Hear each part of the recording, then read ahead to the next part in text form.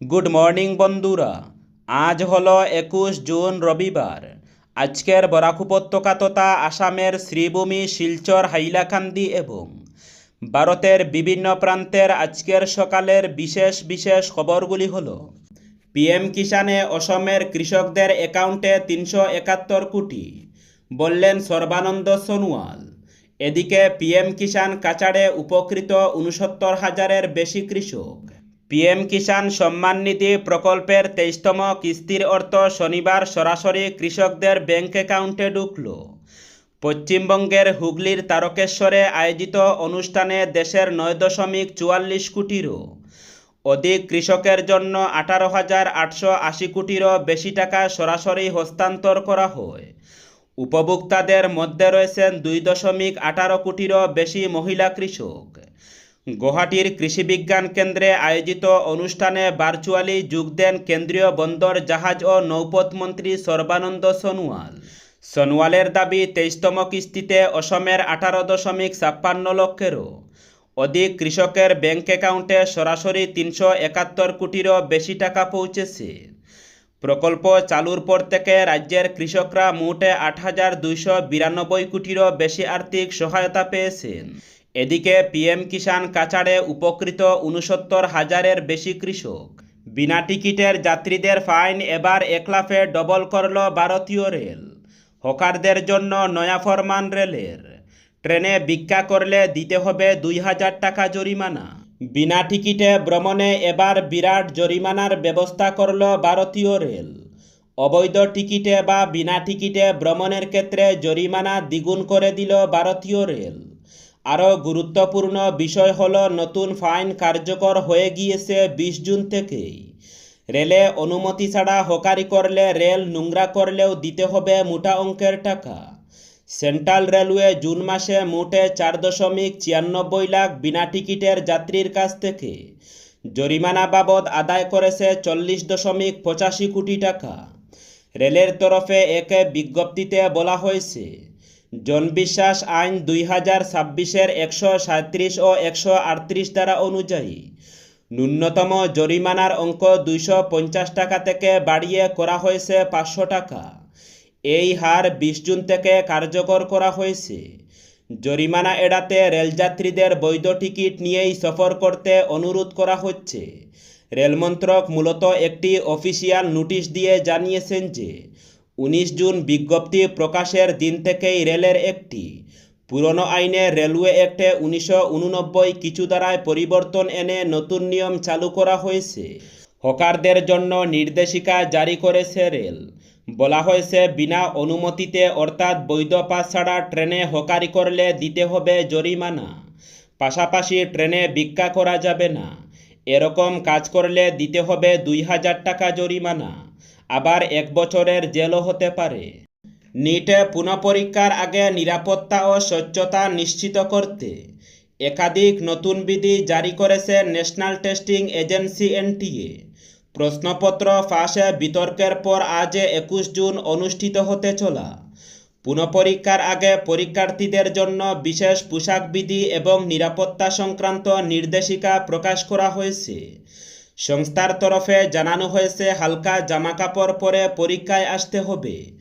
ধর্মীয় কারণে বিশেষ পোশাক পরিধানকারী পরীক্ষার্থীদের জন্য কোনো বাধা না থাকলেও তাদের নির্ধারিত সময়ের অনেক আগে কেন্দ্রে পৌঁছাতে হবে। নিরাপত্তা পরীক্ষার পরই তাদের প্রবেশের অনুমতি দেওয়া হবে। সম্পূর্ণ হাতা জামা বা মোটা পোশাক পরে এলেও পরীক্ষায় বসার সুযোগ থাকবে, তবে সেক্ষেত্রে অতিরিক্ত তল্লাশির মুখোমুখি হতে হবে। একই নিয়ম প্রযোজ্য বিশেষ ধরনের জুতোর ক্ষেত্রেও। সাধারণ চটি, স্যান্ডেল বা কম উঁচু জুতো পরার পরামর্শ দেওয়া হয়েছে। পরীক্ষার্থীরা শুধুমাত্র স্বচ্ছ জলের বোতল সঙ্গে নিয়ে পরীক্ষা কেন্দ্রে প্রবেশ করতে পারবেন। বোতলে কোনো ধরনের মরক বা চিহ্ন থাকা চলবে না। প্রবেশপত্র নিরাপদ রাখতে স্বচ্ছ প্লাস্টিকের খামের বহনের পরামর্শ দেওয়া হয়েছে। এছাড়া পরীক্ষা কেন্দ্রে মোবাইল ফোন, বেতার যোগাযোগ যন্ত্র, কানে ব্যবহৃত বৈদ্যুতিক সরঞ্জাম, গণনা যন্ত্র কিংবা অন্য কোনো বৈদ্যুতিক উপকরণ বহন সম্পূর্ণ নিষিদ্ধ। পাশাপাশি দাতব অলংকার, কোমরের বেল্ট বা ধাতু দিয়ে তৈরি অন্যান্য সামগ্রী নিয়েও কেন্দ্রে প্রবেশ করা যাবে না। প্রত্যেক পরীক্ষার্থীর বাধ্যতামূলক শারীরিক তল্লাশি করা হবে বলেও জানিয়েছে কর্তৃপক্ষ। শেষ মুহূর্তের ভিড় ও জটিলতা এড়াতে নির্ধারিত সময়ের আগেই পরীক্ষা কেন্দ্রে পৌঁছানোর পরামর্শ দেওয়া হয়েছে। ইকেওয়াইসি না করলে আর পাবেন না গ্যাস। এলপিজি গ্রাহকদের জন্য বড় আপডেট। এলপিজি গ্যাস সিলিন্ডার নিয়ে সম্প্রতি জোরচর্চা শুরু হয়েছে। বিশেষ করে ইকেওয়াইসি নিয়ে গ্রাহকদের মধ্যে বিভ্রান্তি তৈরি হয়েছে। অনেকেই বুঝতে পারছেন না তাদের ইকেওয়াইসি করানো বাধ্যতামূলক কিনা। তবে এই বিষয়ে স্পষ্ট বার্তা দিয়েছে কেন্দ্রীয় সরকার। পেট্রোলিয়াম ও প্রাকৃতিক গ্যাস মন্ত্রকের মতে ইকেওয়াইসি কোনো নতুন নিয়ম নয়। এটি দীর্ঘদিন ধরে চলা একটি প্রক্রিয়ার অংশ, যার মূল উদ্দেশ্য হল এলপিজি গ্রাহকদের তথ্য সঠিক ও আপডেট রাখা। সরকারি তথ্য অনুযায়ী সব এলপিজি গ্রাহকদের জন্য ইকেওয়াইসি বাধ্যতামূলক নয়। শুধুমাত্র যারা এখনও ইকেওয়াইসি সম্পূর্ণ করেননি তাদেরই এই প্রক্রিয়া সম্পন্ন করতে হবে। অর্থাৎ আপনি যদি ইতিমধ্যেই ইকেওয়াইসি করে থাকেন তাহলে নতুন করে আবার করার প্রয়োজন নেই। পুজোর আগেই শিলচর পুর নিগম নির্বাচন। 1.5 মাসের মধ্যে শুরু ফ্লাইওভারের কাজ। শিলচর পৌঁছেই ঘোষণা মন্ত্রী কৌশিক কৃষ্ণেন্দুর। জেলা বিজেপি অফিসে উষ্ণ সংবর্ধনা 2 মন্ত্রীকে। শিলচরের ইটখলা বিজেপির জেলা কার্যালয়ে শনিবার নবনিযুক্ত মন্ত্রী কৌশিক রায় ও কৃষ্ণেন্দু পালকে সংবর্ধনা জানানো হয়। অনুষ্ঠানে উপস্থিত ছিলেন বিজেপির কাছাড় জেলা সভাপতি রূপম সাহা, বিধায়ক রাজদীপ গোয়ালা, অমিয় কান্তি দাস, প্রাক্তন বিধায়ক দিলীপ কুমার পালসহ দলের বহু নেতাকর্মী। সংবর্ধনা অনুষ্ঠানে বক্তব্য রাখতে গিয়ে মন্ত্রী কৌশিক রায় বলেন, মন্ত্রী হিসাবে দায়িত্ব গ্রহণের পর এটি তার প্রথম শিলচর সফর। তিনি শিলচরকে আরও পরিচ্ছন্ন ও সুন্দর শহর হিসাবে গড়ে তুলতে সকলের সহযোগিতা কামনা করেন। পাশাপাশি তিনি জানান আগামী জুলাই মাসের শুরুতে প্রধানমন্ত্রী নরেন্দ্র মোদী ও জাপানের প্রধানমন্ত্রীর আসাম সফরের সম্ভাবনা রয়েছে এবং সেই লক্ষ্যেই প্রস্তুতি চলছে। এছাড়াও দুর্গাপূজার আগেই শিলচর পুর নিগম নির্বাচন অনুষ্ঠিত হতে পারে বলে ইঙ্গিত দেন তিনি। মন্ত্রী কৃষ্ণেন্দু পাল বলেন, মন্ত্রী হওয়ার পর শিলচরই তার প্রথম সফরস্থল। তিনি 2028 সালের মধ্যে প্রতিটি পরিবারে নিরাপদ পানীয় জল পৌঁছে দেওয়া, স্বচ্ছ ভারত মিশনের কার্যক্রম আরও জোরদার করা এবং অসমকে প্লাস্টিক মুক্ত রাজ্যে পরিণত করার লক্ষ্যে কথা তুলে ধরেন। পাশাপাশি বরাক উপত্যকার বিভিন্ন অবকাঠামো উন্নয়ন প্রকল্প দ্রুত বাস্তবায়নের আশ্বাস দেন।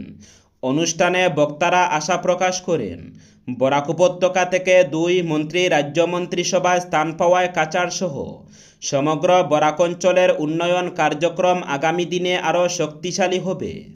আজ মন্ত্রী কৃষ্ণেন্দু পালকে স্বাগত জানাতে প্রস্তুত পাতারকান্দি। জ্বালানি সংকট হ্রাসে বৈদ্যুতিক অটো থাকবে শুভযাত্রায়, বললেন মণ্ডল সভাপতি।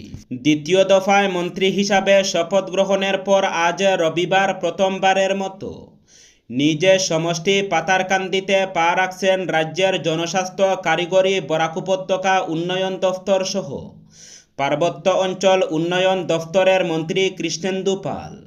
প্রিয় নেতাকে স্বাগত জানাতে ব্যাপক প্রস্তুতি চালিয়ে যাচ্ছে পাতারকান্দি মণ্ডল বিজেপি।